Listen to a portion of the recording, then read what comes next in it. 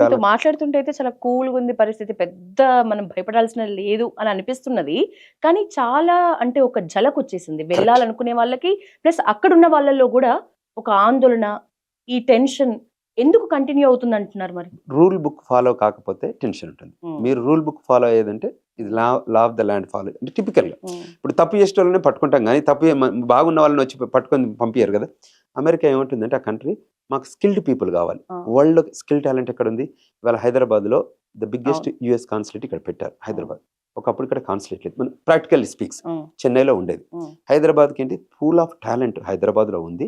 తెలుగు ప్రజలు చాలామంది ఉన్నారు, వీళ్ళ దగ్గర ఉంది కాబట్టి వీళ్ళకి సర్వీస్ చేయాలంటే ఇక్కడ కాన్సులేట్ ఉండాలి కాబట్టి ఇక్కడ కాన్సులేట్ పెట్టారు. అంటే ఇక్కడ కాన్సులేట్ పెట్టింది జనాల్ని వీసా ఇవ్వడానికి కానీ వీసా రిజెక్ట్ చేయడానికి కాదు కదా. బట్ ఎవరిని రమ్మంటున్నారు? క్వాలిటీ పీపుల్ రండి. మీరు ఫేక్ డాక్యుమెంట్లు పెట్టండి, మీరు ఏంటి ఎక్స్పీరియన్స్ ఫేక్ పెట్టండి, లేకపోతే ఫైనాన్షియల్గా F1 స్టూడెంట్లకు మన డబ్బు ఉందని లెటర్లు బ్యాంక్ లెటర్లు చూపిస్తారు చూడండి, అవి ఫేక్ లెటర్లు పెట్టి వచ్చేవాళ్ళు they will be in trouble. But ఏదైతే మీరు కరెక్ట్గా చేశారనుకోండి ఎవరు భయపడాల్సిన అవసరం లేదు. ఇప్పుడు మొన్న రీసెంట్గా వచ్చింది అంటే వాళ్ళు people are the kids they are thinking it's right that unauthorised work. ఇప్పుడు నేను అక్కడే పనిచేసి ఇక్కడ మనం క్లియర్గా ఒప్పుకున్నాం ఏంటి, బ్యాంక్ లోన్ తీసుకున్నాం 40 లక్షలు 50 లక్షలు నా ఫీజు ఎడ్యుకేషన్ ఫీజు అవుతుంది, ఆ టైంలో నేను పని చేయొద్దని ఇక్కడ కమిట్ అయ్యాం, మనం అగ్రీ అయ్యాం. మళ్ళీ అక్కడ వెళ్ళి మనం వైలేట్ చేస్తున్నాం. Do you think that is acceptable behaviour? మీ అభిప్రాయం ప్రకారం వైలేట్ చేస్తున్న వాళ్ళు ఎక్కువ ఉన్నారు అనుకుంటున్నారా సార్? ఈ మధ్యలో ఎక్కువ అయ్యారు రీసెంట్గా, తెలియక. ఇప్పుడు మనం చేస్తే ఈ ప్రాబ్లం అవుతుంది, దీనివల్ల డిపోర్ట్ అవుతారు అని ఆ రిస్క్ ఉన్నది తెలియక. మేము అందుకోసం మన గ్లోబల్ తెలంగాణలో మేము ఎడ్యుకేట్ చేస్తున్నాము, అడ్వైజ్ చేస్తున్నాము, కౌన్సిలింగ్ చేస్తున్నాము, వెబినార్స్ ఆర్గనైజ్ చేస్తున్నాము, సెమినార్స్ చేస్తున్నాము, సింపోజిజం చేసి వాళ్ళకి కమ్యూనికేట్ చేస్తున్నాం. దీస్ ఆర్ ఈ ఫ్రేమ్ వర్క్లో మీరు వస్తే F1లో ఇది, H1లో వస్తే అది, B1 B2లో వస్తే నాకు రోజు కాల్స్ వస్తుంటాయి. వాళ్ళకి మేము ఎక్స్ప్లెయిన్ చేస్తుంటాం, మీరు ఈ ట్రాక్లో వెళ్తే మీరు ఇది ఫాలో అవ్వండి. నాకు నిన్న కూడా విజిటర్స్ వచ్చారు, విజిటర్స్ ఫోన్ చేసి మేము వెళ్ళొచ్చా ఇప్పుడు అమెరికా? తప్పకుండా వెళ్ళొచ్చు, తప్పకుండా మీరు అమెరికా రావచ్చు. అమెరికాలో 6 నెలలో 3 నెలలో వాళ్ళు ఇచ్చినంత టైం స్పెండ్ చేయొచ్చు, ఫ్యామిలీతో స్పెండ్ చేయడం, మీరు వెనకకు రావచ్చు. రిటర్న్ టికెట్ పెట్టండి. మీరు అక్కడే వెళ్ళి పర్మనెంట్గా ఉంటానంటే వాళ్ళు రాని, they don't welcome it, it is illegal.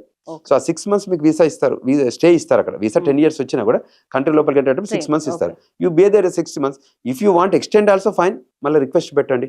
కానీ నేను 6 months తర్వాత వచ్చి నేను అంటే 2-3 ఏళ్ళు ఉంటా అనే మైండ్ సెట్ తో వస్తే ఏదో ఒక రోజు దొరుకుతారు, ఏదో ప్రాబ్లం అవుతుంది, డిపోర్ట్ అవుతారు, బ్యాన్ చేస్తారు వాళ్ళ పైన. ఇవన్నీ ఇబ్బందికరమైన పరిణామం కదా. అదర్వైజ్ అమెరికా అనేది అంటే చాలా కూల్ కంట్రీ హిస్టారికల్గా. నేను 27 ఏళ్ల నుంచి అక్కడ ఉన్నాను. మేము మా గ్రీన్ కార్డ్ వచ్చింది, మా పాప అక్కడే పుట్టింది, షీఈస్ బికమ్ ఎ సిటిజన్, మా వైఫ్ న్యాచురలైజేషన్ సిటిజన్. అంటే we run a law office. అంటే నేను టిపికల్గా ఏంటంటే మనం భయాందోళన లేకుండా ఎడ్యుకేట్ చేయాల్సిన బాధ్యత మాకు. కూల్ కంట్రీ అంటున్నారు మీరు, ఆప్షనల్ ప్రాక్టికల్ ట్రైనింగ్ ఓపీటీని అమెరికన్స్ ఎందుకు వ్యతిరేకిస్తున్నారు? ట్రూ, ఆప్షనల్ ప్రాక్టికల్ ఓపీటీ టైంలో మీరు ఓపీటీ వర్క్ చేస్తే దే డోంట్ డూ దట్. మన వాళ్ళు ఏం చేస్తున్నారు, బియాండ్ దట్ చేస్తున్నారు. సింపుల్ థింగ్ అండి. ఏదైనా ఇప్పుడు బర్త్ టూరిజం మీద వాళ్ళు రెస్ట్రిక్షన్స్ పెట్టారు. మాకున్న మేజర్ కన్సర్న్ ఏంటంటే బర్త్ టూరిజం దాని మీద.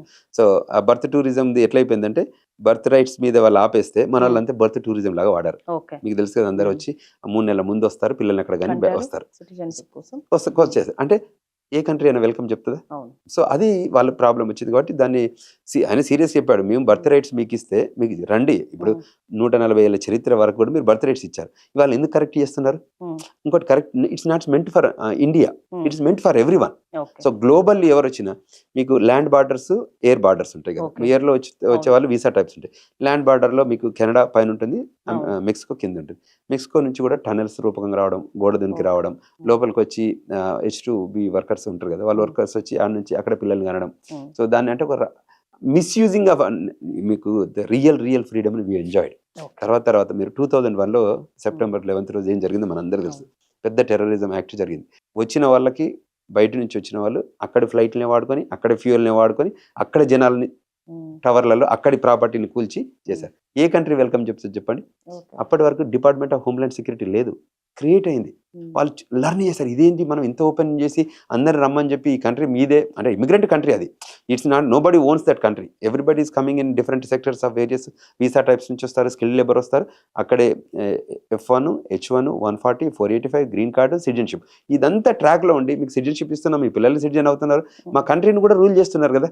ఇప్పుడు వివేక్ రామస్వామి ఆ స్థాయికి వచ్చారు, కమలా హ్యారిస్ ఆ స్థాయికి వచ్చారు, అంటే ఏదో ఒక లింక్ తన ఇమిగ్రెంట్తోనే వచ్చారు కదా. బై బర్త్ ఉన్న వాళ్ళని మా కంట్రీని కూడా మీరు ప్రెసిడెంట్గా ఉండొచ్చు అని వెల్కమ్ చెప్తున్నారు కదా. అంటే ఇట్స్ ఓపెన్, మనం మాట్లాడుకుంటే న్యాచురల్గా అంతే కదా. సో దానికి ఏం చేస్తున్నారు మీరు, ఎక్కడెక్కడైతే అవకాశాలు ఉంటాయో చీట్ చేద్దామో, దాన్ని బ్యాక్ స్టాప్ చేద్దామో అని అన్నప్పుడు డిపార్ట్మెంట్ కూర్చుంటుంది కదా. సో అది చాలా హర్ట్ అయ్యారు అప్పుడు. ఇదేంటి మన ఫ్లైట్లు వాళ్ళవే, గ్యాస్ వాళ్ళదే, బిల్డింగ్లు వాళ్ళే, జనం వాళ్ళు 3,000 మంది చనిపోయారు. Then department of homeland security new department. నేను ఎయిర్పోర్ట్ వెళ్తే ఫ్రెండ్స్ వస్తే ఫ్లైట్ ఉంటుంది చూడండి, ఆ ఫ్లైట్ దాకా వెళ్ళే వాళ్ళం మేము రిసీవింగ్ చేయడానికి. ఫ్లైట్ స్టెప్ వరకు వెళ్ళే వాళ్ళం, అక్కడి వరకు వెళ్ళి తీసుకొచ్చేవాళ్ళం. మేము ఎయిర్పోర్ట్ ముందు కార్ పార్క్ చేసి ఎవరు చూడకపోయి కార్ పార్క్ చేసి వెళ్ళే వాళ్ళం లోపలికి. ఇవాళ కార్ అక్కడ కాదు, ఇక్కడ పార్క్ చేయాలని పరిస్థితి ఉంది. తర్వాత సెక్యూరిటీ ఎక్కడ ఉంది, మనం అసలు లోపల కూడా పోం. ఈవెన్ అంటే టికెట్ లేని వాళ్ళు మనమే చేసుకున్నాం అని అంటారా? అంతే. ఇప్పుడు సిస్టమ్ ఎప్పుడు మనం కరెక్షన్ చేస్తాం చెప్పండి. అంటే నేను అనేది ఐఎమ్ నాట్ స్పెసిఫిక్ ఇండియన్స్, అందరూ. ఇప్పుడు లాస్ట్ టైం 7 countries ని బ్యాన్ చేశారు డొనాల్డ్ ట్రంప్. అది మనకు నేచురల్ గా అందరికి తెలుసు. ఎందుకు ట్రంప్ చేశారు? ఈ ముస్లిం 7 countries ని వాళ్ళకి ఇష్యూస్ ఉన్నాయి కాబట్టి, మాకు అక్కడ వచ్చి టెర్రరిజం ఇది చేస్తున్నారు కాబట్టి ఆపారు. సుప్రీంకోర్టు కూడా yes you did a great job అని చెప్పింది. సో ఇవాళ ఎగ్జిక్యూటివ్ ఆర్డర్స్ ఇస్తున్నారు Donald Trump, different executive orders ఇస్తున్నారు. అందులో కొన్ని నచ్చక కూడా ఉండొచ్చు. సుప్రీంకోర్టు అబ్స్టైన్ చేస్తుంది, no you cannot do this అని చెప్పేస్తుంది.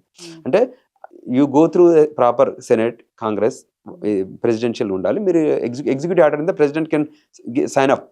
సో కొన్ని వర్కౌట్ అవుతాయి. If that executive order is country interest, అందరు యాక్సెప్ట్ చేస్తారు. If it is interest, different interest ఉంటే సుప్రీంకోర్టు ఆపేస్తుంది. ఎగ్జాంపుల్ చెప్పాడు.